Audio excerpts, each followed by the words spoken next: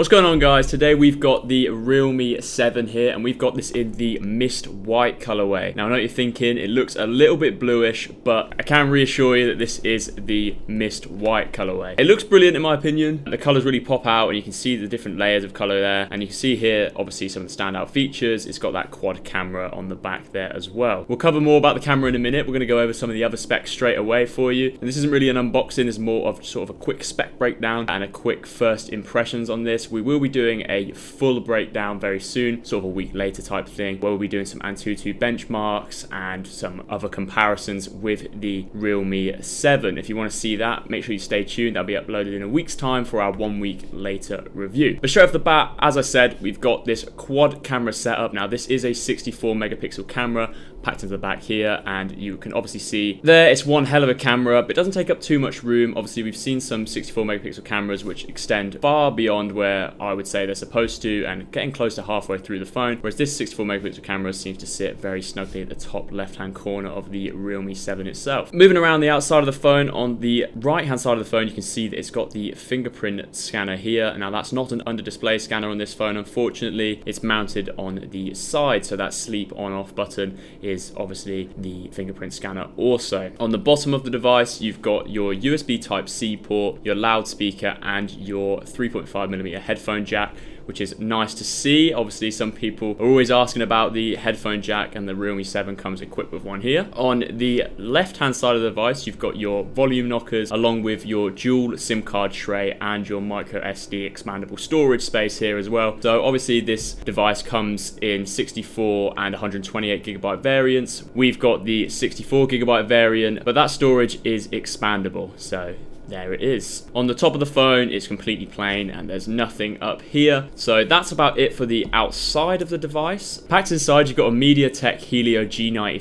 chipset, and it's also got an octa-core CPU. As I said, we've got the 64 gigabyte storage version, but we've also got the 4 gigabyte RAM version of the Realme 7. Now it does come in 4, 6 and 8 gigabytes of RAM. However, the 8 gigabyte RAM variant only comes in 128 gigabytes of storage. The selfie camera on this Realme 7 is located in the top left, and I'll show you in a minute the display. It's very inoffensive in its placement, and I did say this on a previous Realme device that I believe the placement of their cameras is very well placed. I'm not a big fan of punch hole cameras in general, however I do feel like this punch hole camera has been done very well, and it is a 16 megapixel selfie camera, so you're going to get very crisp selfies and very good front facing photos as well. Now one of the main features of this Realme 7, one of the key selling points, is the ginormous battery. You've got a 5000 milliamp hour battery on this device, and you've also got 30 watt fast charging. That means you can get up to 50% in 26 minutes or 100% in just over an hour. So you're going to be charging this phone up very, very quickly, and you're going to have a lot of power to power you throughout probably a couple of days. Now, as I said, I was talking about the display. The display on this device is an LCD display, and that was one of the main criticisms of the previous Realme models, is that the sort of nits on the display wasn't bright enough and you couldn't see it in certain lights. However, I would say just from quick testing, I would say that the display seems extremely bright, and I believe it's got a 400 nit display, so you don't really have to worry even though it is an LCD display. Along with that display, you've also got a 90 Hz refresh rate, so it's going to be extremely smooth when you go through scrolling or if you want to play on any sort of apps. Now we have got a video coming out very soon comparing the 7 to the 7 Pro, basically telling you if the jump is worth it from the 7 to the 7 Pro. We will have that uploaded very soon, and that is something key to note about the displays, because the 7 Pro has a AMOLED display, so the display is obviously going to be a little bit brighter